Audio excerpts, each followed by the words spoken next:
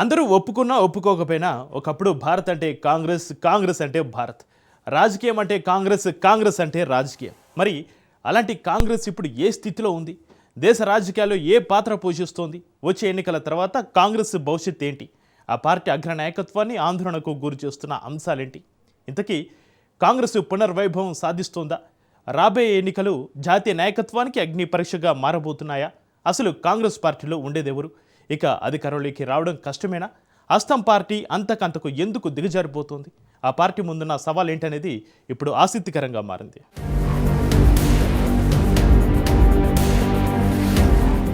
దేశంలో ఒకప్పుడు ఎన్నికలు జరిగితే విజయం ఎవరిది అని పెద్దగా ఆలోచించాల్సిన పని లేదు. రాష్ట్రాల్లో జాతీయ స్థాయిలో ఎక్కడైనా నిలిచేది, గెలిచేది కాంగ్రెసే. కమ్యూనిస్టులు సహా మిగిలిన చిన్న చితక ప్రతిపక్షాలనే సీట్ల లెక్కలకే పరిమితం. కాంగ్రెస్కు అపజయమన్నది తెలియని కాలం అది.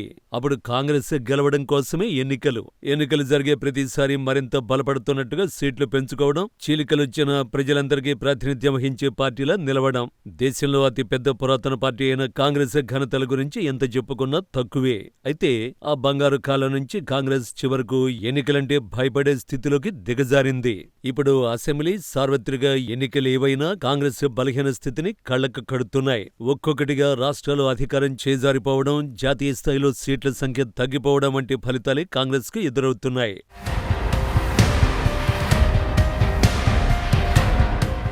దేశంలో సుదీర్ఘ రాజకీయ చరిత్ర కలిగిన పార్టీ కాంగ్రెస్ పార్టీ. ఈ పార్టీని గ్రాండ్ ఓల్డ్ పార్టీ అని కూడా అంటారు. స్వాతంత్ర్యోద్యమ కాలం నుంచి ఉన్న ఈ పార్టీ ఈ క్రమంలో అనేక విజయాలు, అపజయాలను చవిచూసింది.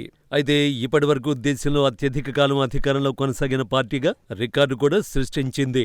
అయితే గత కొన్నేళ్ల నుంచి, అంటే దాదాపుగా దశాబ్ద కాలం నుంచి ఆ పార్టీ వరుస పరాజయాలతో కొనరిల్లుతోంది. కాంగ్రెస్ చరిత్రలో ఇంతటి పతనావస్థ ఆ పార్టీకి గతంలో ఎన్నడూ లేదని చెప్పొచ్చు. ముఖ్యంగా 2014 సార్వత్రిక ఎన్నికలలో కనీసం ప్రతిపక్ష హోదాకు కూడా నోచుకొని ఘోర పరాజయం తర్వాత నుంచి ఈ పార్టీ కోలుకోలేదని చెప్పాలి. ఈ పరిస్థితి చాలదన్నట్టు కాంగ్రెస్ పార్టీ సీనియర్ నేతలు, కీలక నేతలు పార్టీ ధిక్కార స్వరం వినిపించడం ఆ పార్టీని అగ్రనాయకత్వాన్ని ఆందోళనకు గురిచేస్తున్నది.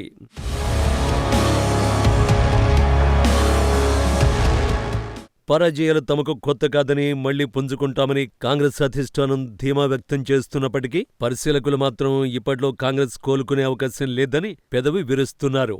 ముఖ్యంగా సంకీర్ణ ప్రభుత్వాల కాలంలో కాంగ్రెస్ అనుసరిస్తున్న విధానాల కారణంగా ఆ పార్టీతో పొత్తులో ఉన్న పార్టీలు ఒక్కొక్కటిగా జారిపోతున్న పరిస్థితి కనిపిస్తున్నది. కీలక రాష్ట్రాల్లో కనీస స్థానాలను కైవసం చేసుకోవడంలో విఫలమవుతున్న పార్టీ కేంద్రంలో అధికారంలోకి రావడం కష్టసాధ్యమన్న అభిప్రాయం పరిశీలకులలో వ్యక్తమవుతున్నది.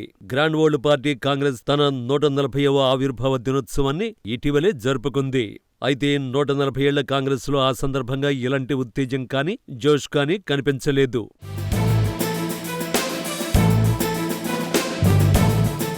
ఇక ఇప్పుడు కాంగ్రెస్ పరిస్థితి ఎలా ఉంది అంటే, అసలు పార్టీలో ఏ నాయకుడు ఉంటాడో, ఏ నాయకుడు ఉండడో తెలియదు. ఎవరు ఎందుకు అలుగుతారో అర్థం కాదు. సిద్ధాంతాలకు కట్టుబడి ఉండేవారు కనిపించరు. ఒక్కరు కాదు, ఇద్దరు కాదు, యూపీఏ హయాంలో కేంద్ర మంత్రులుగా చక్రం తిప్పిన వారు, పాలనా విధానాలు శాసించిన వారు, రాష్ట్రాల ముఖ్యమంత్రులుగా బలమైన నేతలుగా ఉన్నవారు, అధికార పార్టీ ముఖచిత్రంగా మారేందుకు అలుపెరుగక శ్రమించిన వారంతా కాంగ్రెస్ ప్రతిపక్షంగా ఉన్న ఈ 10 ఏళ్ల నుంచి ఒక్కొక్కళ్లుగా మొహం చాటేస్తున్నారు. 2004-2014 మధ్య సోనియా గాంధీ ఆదేశాలను శిరసావహించిన వారిలో కొందరు వరుసగా రెండోసారి పార్టీ అధికారాన్ని కోల్పోయిన వెంటనే తిరుగుబావుట ఎగరేశారు. మొత్తంగా కాంగ్రెస్ లో మిగిలి ఉండే నేతలు ఎందరన్నది ప్రజలకే కాదు, అగ్రశ్రేణి నాయకత్వానికి అర్థం కావడం లేదట.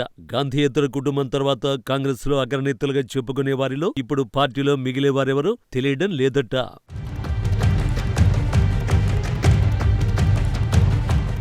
కాంగ్రెస్తో గెలుపోటములు, దోబుచ్చులాటలు కొనసాగుతూనే ఉన్నాయి. కానీ మునుపటి కాలానికి ఇప్పటికే తేడా ఏంటంటే, కాంగ్రెస్ పార్టీ చరిత్రలోనే ఎన్నడూ లేనంతగా బలహీనపడడం. ఈ పరిస్థితులే కాంగ్రెస్ను అంతకంతకు దిగజారుస్తున్నాయి. కాంగ్రెస్తో కలిసి నడిచే మిత్రపక్షాలకు హస్తం పార్టీ గత వైభవం గుర్తుకు రావడం లేదు. కాంగ్రెస్తో కలిసి నడిచేందుకు సిద్ధమైనప్పటికీ దిశానిర్దేశం చేసే స్థితి ఆ పార్టీకి ఇవ్వకుండా ముందు అడుగులు తాము వేయాలని, నాయకత్వం స్థానంలో తాముండాలని మిత్రపక్షాలు తహతహలాడుతున్నాయి. మిత్రపక్షాలే కాదు, పార్టీలోని సీనియర్లు సిద్ధాంతాలకు కట్టుబడ్డానికి, పార్టీ అవసరాల కోసం త్యాగాలు చేయడానికి, ఒక్కతాటిపై నడిచి కాంగ్రెస్కు పునర్వైభవం సాధించడానికి సిద్ధంగా లేరు.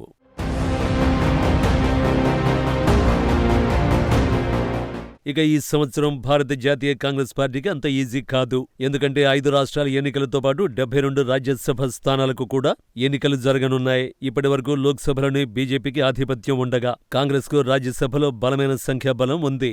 అయితే త్వరలో జరగనున్న 72 రాజ్యసభ ఎన్నికల్లో దాదాపు 60 స్థానాల వరకు బీజేపీ నేతృత్వంలోని ఎన్డీఏ కూటమి పార్టీలు దక్కించుకుంటాయి. తద్వారా రాజ్యసభలో ఇప్పటి వరకు కాంగ్రెస్ కు ఉన్న బలం తగ్గిపోనుంది. ముఖ్యంగా గత ఏడాది జరిగిన బీహార్ అసెంబ్లీ ఎన్నికల్లో కాంగ్రెస్ తీవ్రంగా దెబ్బతింది. అదేవిధంగా జమ్మూ కశ్మీర్ సహా ఢిల్లీ అసెంబ్లీ ఎన్నికలలో కాంగ్రెస్ ఘోర పరాజయం పాలైంది. దీంతో అసెంబ్లీలో సంఖ్యాపరంగా కాంగ్రెస్ దెబ్బతింది.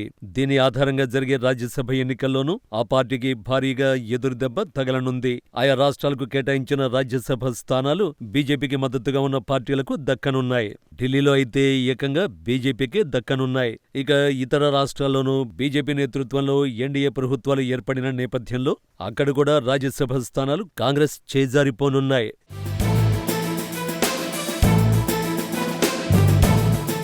ఇక తమిళనాడు, కేరళ, పుదుచ్చేరి, పశ్చిమ బెంగాల్, అస్సోంలలో అసెంబ్లీ ఎన్నికలు జరగనున్నాయి. వాస్తవానికి ఈ 5 రాష్ట్రాల్లో ఒకప్పుడు బలంగా ఉన్న కాంగ్రెస్ తర్వాత కాలంలో రాను జారుడు మెట్లపై విన్యాసం చేయడం ప్రారంభించింది. దీంతో గత 2 దశాబ్దాలకు పైగా తమిళనాడులో, దశాబ్ద కాలంగా అస్సోంలో కాంగ్రెస్ పరాజయం పాలైంది. ఇక పశ్చిమ బెంగాల్లో అయితే కాంగ్రెస్ ప్రభుత్వం ఏర్పాటు చేసి 6 దశాబ్దాలైంది. కేరళలో కూడా ఇదే పరిస్థితి నెలకొంది. ఈ నేపథ్యంలో ఆయా రాష్ట్రాల్లో కాంగ్రెస్ పార్టీ కనీసం పుంజుకుంటుందా అనేది ప్రశ్న. అంతేకాదు ఇటీవల బీహార్ అసెంబ్లీ ఎన్నికల్లో పొత్తు పెట్టుకున్న చావు దెబ్బతిన్న నేపథ్యంలో ప్రాంతీయ పార్టీలు కాంగ్రెస్తో కలిసి ముందుకు వచ్చేందుకు ససేమిరా అంటున్నాయి. ఈ నేపథ్యంలో ఆయా రాష్ట్రాల్లో కాంగ్రెస్కు మిత్రపక్షాలు ఉన్నా అసెంబ్లీ ఎన్నికల విషయానికొస్తే మాత్రం ఒంటరి పోరుకే ప్రాధాన్యమిచ్చే అవకాశం ఉంది.